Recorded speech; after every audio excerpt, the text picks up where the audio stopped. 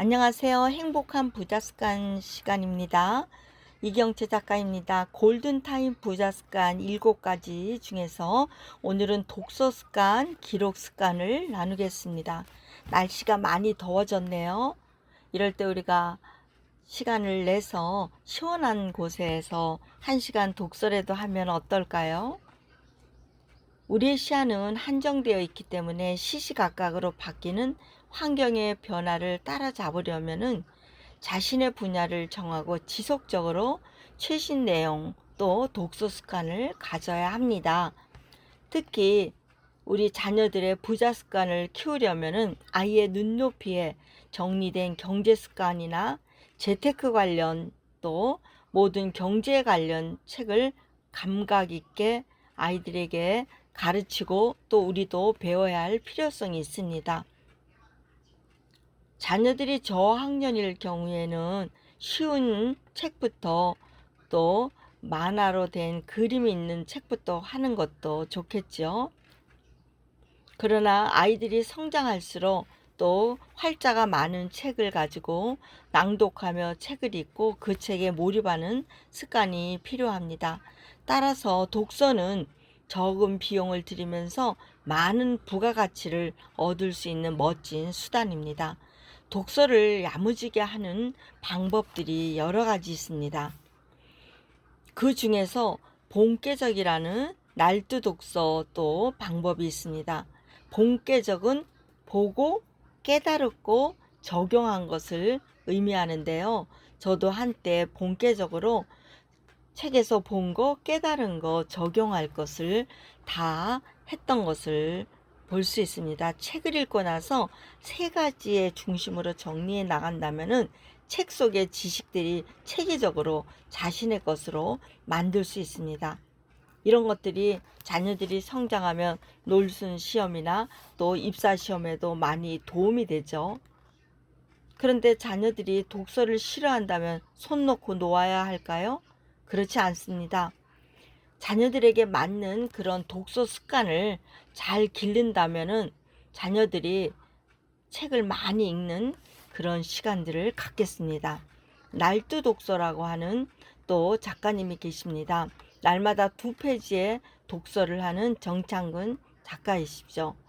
아무리 책 읽기를 싫어하는 아이라도 하루에 1분, 5분 또 10분씩 2장씩 읽으면서 나간다면 실행 가능성이 매우 높습니다.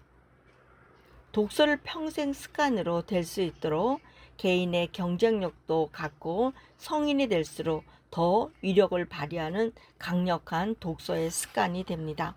저도 자녀들을 키울 때 자녀들에게 많은 책을 읽혔어요.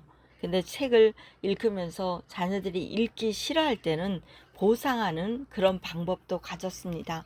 책을 읽고 한 5줄 이내로 감상문처럼 적어오면서 그것을 스티커를 붙여줬어요. 그래서 한 권 읽을 때 스티커 하나씩 붙이면서 10권을 읽게 되면은 아이에게 포상하는 그런 날도 가졌습니다. 아이가 필요한 것을 고르거나 필요한 것을 또 살 수 있는 기회를 주었죠. 그럴 때 벽에 붙어 있는 책장에 책을 어느새 다 읽어가는 그런 시간들이 되었어요. 그럴 때마다 칭찬을 해주고 독서 습관을 길렀던 것을 제가 경험했습니다. 그러면 아이들이 책을 읽으면 몰입하고 집중력도 굉장히 길러지는 시간이 되었어요. 그러면서 저도 15년 동안 글사랑 독서 모임을 하면서 매달 한 권씩 책을 읽고 적용하고 나누고 있습니다. 지난주에도 독서 모임 가족의 2얼굴 책을 가지고 독서 모임을 했는데요. 굉장히 심도 있고 나눔도 풍성하고 행복한 시간을 가졌습니다. 매달 독서 모임 한다는 것이 쉽지만은 않지만은 그로 말미암아 매달 한 권씩 책을 읽을 수 있는 특혜가 주어지고 모든 분야의 책을 골고루 읽는 자신만의 성장이 되는 시간입니다. 그 다음에 기록 습관이 있습니다. 적자 생존이라고 정말로 기록을 생명처럼 여겨지는 그런 말이죠. 자녀들이 어렸을 때 기록 습관이 바로 쉬운 일기 습관입니다. 일기를 주로 숙제로 주어지기 때문에 마지못해 하는 것이 아니고 일기를 쓰다 보면 그림 일기도 되고 또 자신만의 그 기록을 이어갈 때 행복한 그런 시간들을 갖게 되죠. 자녀가 크면은 더 이상 의무가 아니라서 일기 쓰고를 멈추게 되는데 이것을 숙제라고 하지 말고 짧은 기록을 할 수 있는 습관을 한다면은 일생이 아주 정리되는 그런 길이 되겠어요. 핵심 키워드 중심으로 기록하는 습관을 형성돼야 됩니다. 가계부나 또 자신만의 또 기록 습관을 갖기도 하죠. 독서 후에 자신의 생각과 인용한 것을 기록하는 독서록 메모 습관을 갖는 것이 중요합니다. 기록 습관과 관련하여 일기 쓰기와 메모 외에 도움이 될 수 있는 감사 노트인데요. 저도 감사 노트 100일 쓰기, 1000일 쓰기 이런 것을 하면서 많이 효과를 봤습니다. 하루하루 감사를 생각하면은 3개 아니라 30개도 더 많이 쓸 수가 있죠. 그것도 훈련하기에 따라 다릅니다. 감사 노트를 쓰면은 감사한 일들이 더 많이 일어나는 일이 있습니다. 나를 살리는 감사의 기적이란 책도 있는데요. 날마다 감사의 기록을 써서 책을 냈던 작가님도 계십니다. 기록 습관이 잘 형성된 뒤에는 아이디어 노트를 작성해 보는 것도 좋습니다.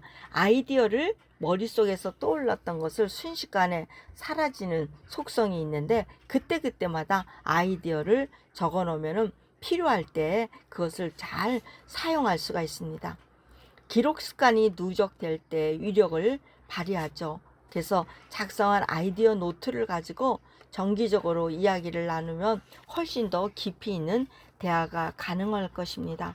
우리가 독서 모임이나 기록 습관을 갖고 있다면은 부자 습관에 대열해서 골든타임에 우리가 주인공이 될 것 같습니다. 우리 아이 부자 습관을 쓰면서 이렇게 여러 가지의 그런 습관들을 생각해 보는 시간이 아주 귀한 시간이었습니다. 여러분, 오늘도 독서 어느 것으로 또 하게 될까요? 기록은 무엇을 기록하게 될까요? 블로그나 또 뭐 자신만의 SNS에 하는 유튜브나 또 페이스북이나 또 인터넷에 자신만의 방에 메모장을 갖다 놓고 쓰는 분도 많이 있겠어요. 그러나 자신이 가장 하고 싶은 또 하면은 행복한 그런 시간들을 가지면은 골든타임 부자 습관의 주인공이 될 것 같습니다.